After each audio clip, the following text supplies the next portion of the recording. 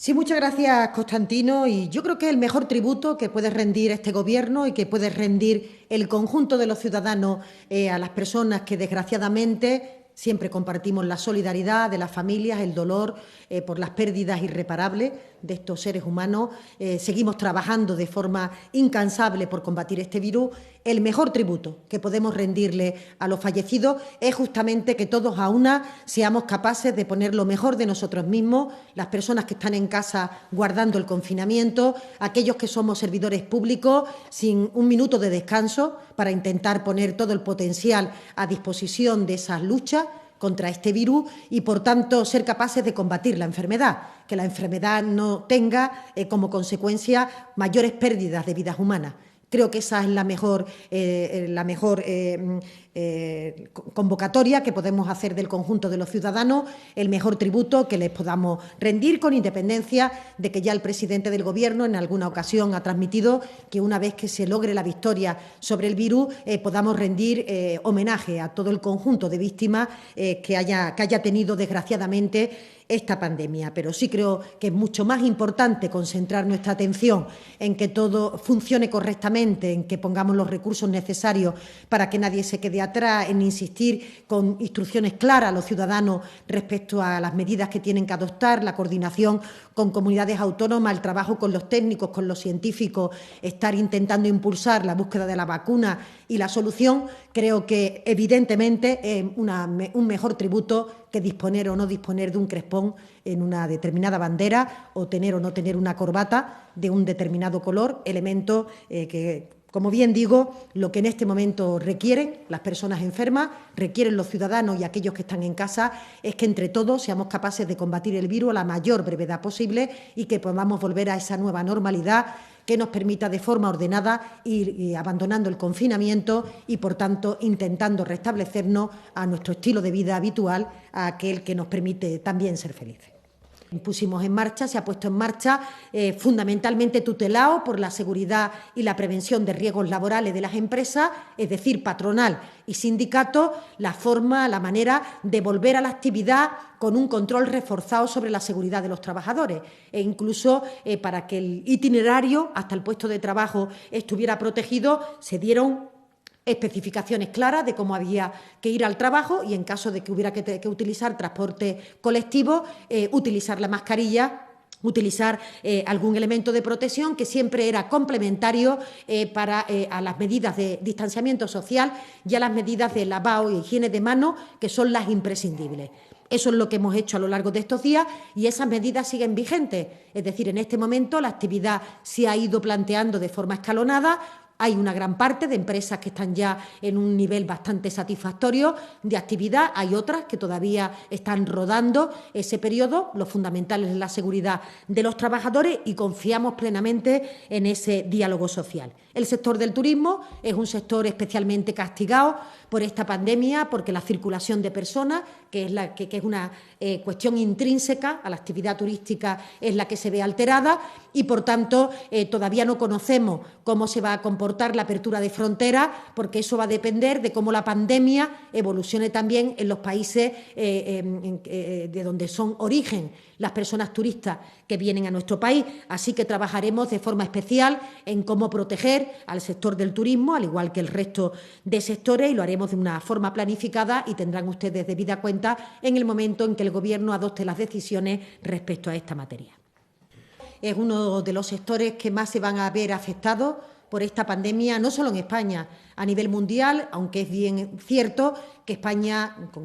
conjuntamente con otros países como Francia, son de los países que tienen una mayor aportación a su riqueza, a su crecimiento, por parte de un sector para nosotros imprescindible, fundamental, como es el sector del turismo.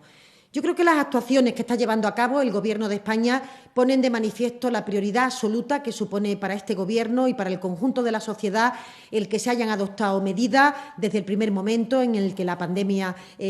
apareció en nuestro país y de la forma en la que se han ido produciendo las diferentes cuestiones que incluso han sido posteriormente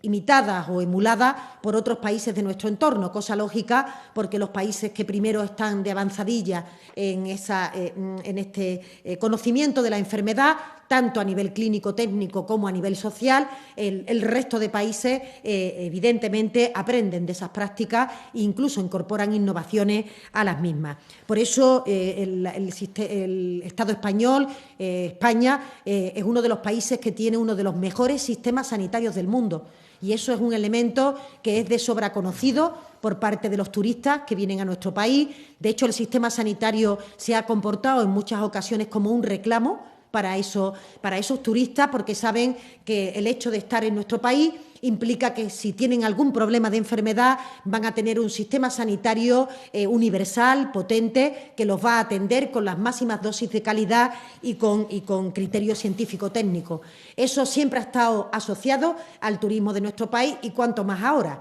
en donde yo creo que todos los que están siguiendo la evolución de la pandemia en España están viendo que España está poniendo todos los medios a su disposición y que, evidentemente, nuestro país no empezará con la actividad turística hasta que no sea extraordinariamente segura, tanto para las personas que viven en España como las personas que vienen a visitarnos de fuera de España. Esto no es un tema que tenga que ver solo con que se afecta a la salud de las personas que puedan acudir a nuestro país, sino que tenemos que extremar las medidas y las precauciones porque, evidentemente, la pandemia no entiende de virus y esto hace que el movimiento de personas se tenga que acompasar también a la situación que vivan otros países. Alemania, Francia, Italia, Portugal, Reino Unido, todos aquellos que son personas habitualmente de origen de nuestro turismo internacional. Así que estaremos todos coordinados a través de la Unión Europea y ojalá que toda la estrategia de desescalada que se va a plantear también en Europa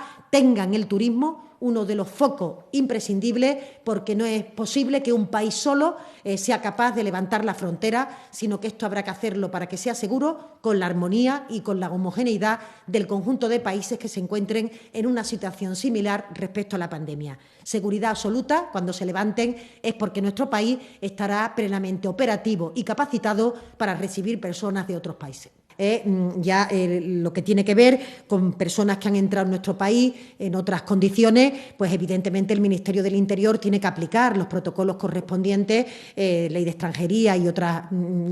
fórmulas legales que permita ver exactamente en qué condiciones se encuentran, si están pidiendo asilo, si vienen por cuestiones económicas o por otro tipo de cuestiones. Y considero que es bueno no mezclar ambas cuestiones, más allá de que, como siempre, nuestra máxima sensibilidad con las personas que huyen de otros países por cuestiones de empleo o buscando mejores condiciones de vida para el conjunto de su familia. Eso hay que hacerlo de forma ordenada, de forma regular, respetando los tratados internacionales y, por tanto, es bueno no mezclar ambos entornos. Nosotros, como Gobierno, siempre vamos a dar el combate por la economía sumergida. La economía sumergida es una suerte de fraude de ley, de fraude laboral, en la que los trabajadores se encuentran en una situación de desventaja respecto a sus derechos laborales y respecto a las garantías que tienen que tener para un trabajo digno. Por eso, con independencia de que queramos que nadie se quede atrás durante esta crisis, que evidentemente estamos trabajando para el ingreso mínimo vital, de manera que nadie que no tenga recursos